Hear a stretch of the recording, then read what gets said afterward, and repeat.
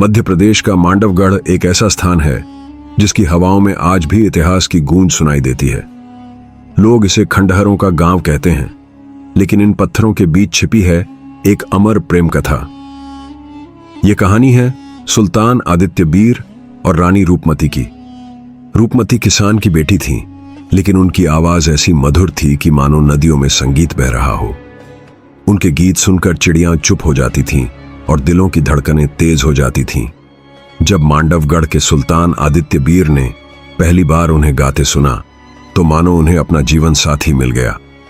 रूपमती सिर्फ एक गायिका नहीं रही, बल्कि वे सुल्तान के दिल की धड़कन और उनकी रानी बन गईं।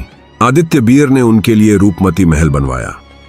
यह महल केवल पत्थरों का ढांचा नहीं था, बल्कि हर दीवार में उनके प्रेम की गवाही थी। महल से दूर दूर तक फैली नर्मदा का दृश्य मानो स्वयं उस प्रेम को निहार रहा था। सुल्तान आदित्य बीर रानी रूपमती से इतना प्रेम करते थे कि बिना कहे ही उनके मन की बात समझ जाते थे। लेकिन हर प्रेम कथा की तरह इस कहानी में भी तूफान आया। मुगल सम्राट अकबर की नजरें मांडवगढ़ पर थीं। उसने अपने सेनापति अधम खान को भेजा। छोटी सी सेना लेकर आदित्य बीर ने वीरता से मुकाबला किया, लेकिन बड़ी फौज के सामने हार गए। युद्ध की हार के बाद अधम खान ने रूपमती पर बुरी नजर डालनी चाहिए। अपनी मर्यादा और प्रेम की पवित्रता को बचाने के लिए रानी रूपमती ने विष पी लिया और अपने प्राण त्याग दिए।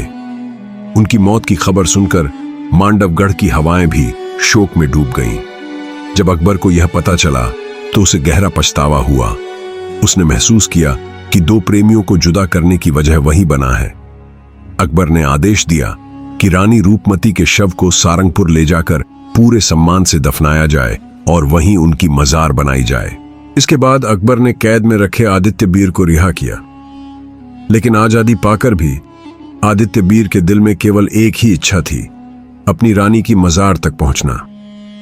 वे पालकी में बैठकर सारंगपुर पहुंचे और मजार के पास जाकर रोते रोते अपना सिर पटक पटक कर प्राण त्याग दिए।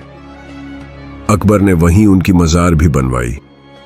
रूपमती की मजार पर लिखा गया शहीद ए वफा, यानी वफा की शहीद, और आदित्य बीर की मजार पर लिखा गया आशिक ए सादिक, यानी सच्चा प्रेमी।